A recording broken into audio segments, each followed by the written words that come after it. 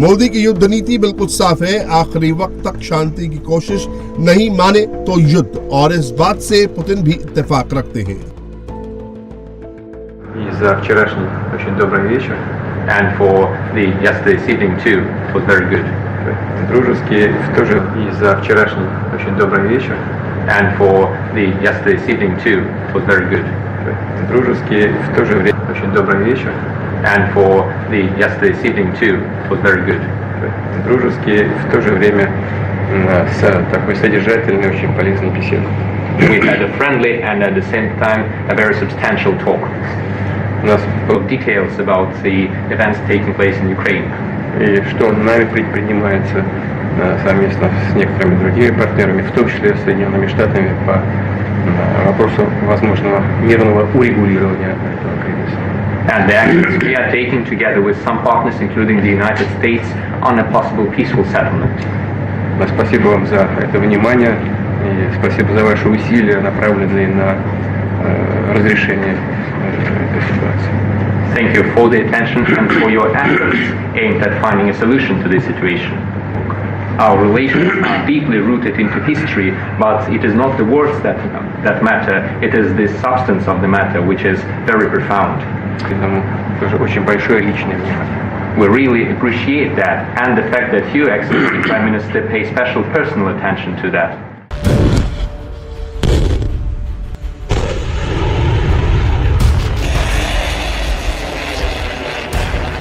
Hyderabad house में मोदी और Putin के बीच कौन कौन सी डिफेंस डील पक्की हुई, इस पर पूरी दुनिया नजरें गड़ाए बैठी। रिपोर्ट्स के मुताबिक दोनों देशों के बीच S-400 air defence system, Su-57 fighter aircraft और S-500 एयर डिफेंस सिस्टम जैसे बड़े रक्षा सौदों पर सहमति बन सकती है। इसके अलावा भारत और रूस के बीच $2 अरब यानी करीब 16,700 करोड़ रुपए की न्यूक्लियर सबमरीन डील पर भी बात बन सकती है।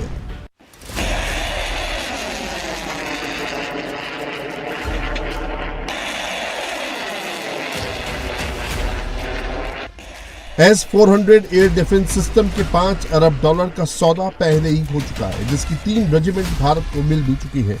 लेकिन अब भारत S-400 के कुछ और रेजिमेंट्स रूस से खरीद सकता है।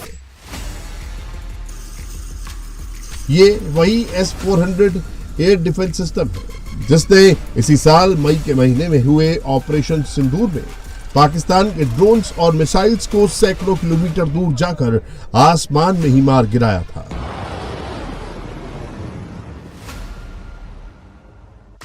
हैदराबाद हाउस में कितने रक्षा समझौतों पर बात बनी, पाकिस्तान ये सोच सोच कर पैनिक में है।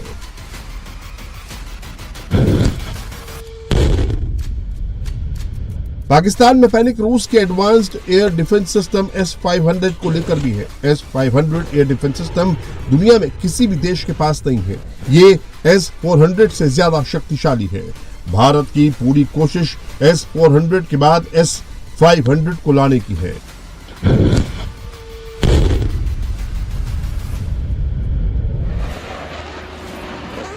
ये ऑपरेशन सिंदूर के दौरान पाकिस्तानी एयरबेस को उड़ाने वाली भारत की विध्वंसकारी ब्रह्मोस मिसाइल है।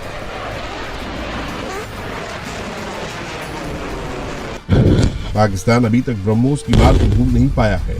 इधर भारत ब्रह्मोस के एडवांस वर्जन को लॉन्च करने की तैयारी में है।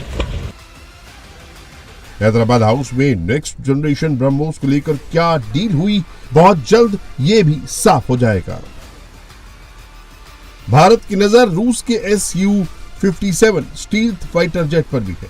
पुतिन के साथ आज की मीटिंग में रूस ने इसे मॉडर्न एरियल वॉरफेयर के लिए बनाया है। इसकी एडवांस टेक्नोलॉजी इसे तकरीबन अदृश्य बनाती है। रिपोर्ट्स के मुताबिक भारत और रूस के बीच $2 बिलियन की न्यूक्लियर सबमरीन पर डील तकरीबन फाइनल हो गई है। इस डील पर पिछले 10 साल से काम चल रहा था और अब खबर है कि भारत को अगले 2 साल में अपनी नई परमाणु पनडुब्बी मिल सकती है। ये पनडुब्बी परमाणु ऊर्जा से चलने वाली हमलावर पनडुब्बी होगी, जिसे 10 साल के लिए लीज पर लिया जाएगा। भारत और पुतिन के बीच हो रही डिफेंस डील दोनों देशों के लिए एक बड़ी रणनीतिक कामयाबी साबित हो सकती है। खासतौर से पाकिस्तान और चीन के लिए बड़ी टेंशन की वजह बन सकती है। रूस इसरो को अपना सबसे powerful semi cryogenic rocket engine RD-191M की 100% टेक्नोलॉजी दे सकता है। अगर ये डील होती है तो ये भारत के लिए अंतरिक्ष प्रोग्राम में बहुत मददगार साबित होगी। इसरो इस नई तकनीक का इस्तेमाल अपने सबसे शक्तिशाली रॉकेट LVM-3 में करेगा। RD-191M इंजन लगने के बाद GTO पेलोड बढ़कर 6.5 से 7 टन हो जाएगा। एक बार में 2.5 से 3 टन से ज्यादा वजन अंतरिक्ष में ले जाया जा सकेगा। इससे भारी गगनयान को आसानी से ले जाया जा सकता है।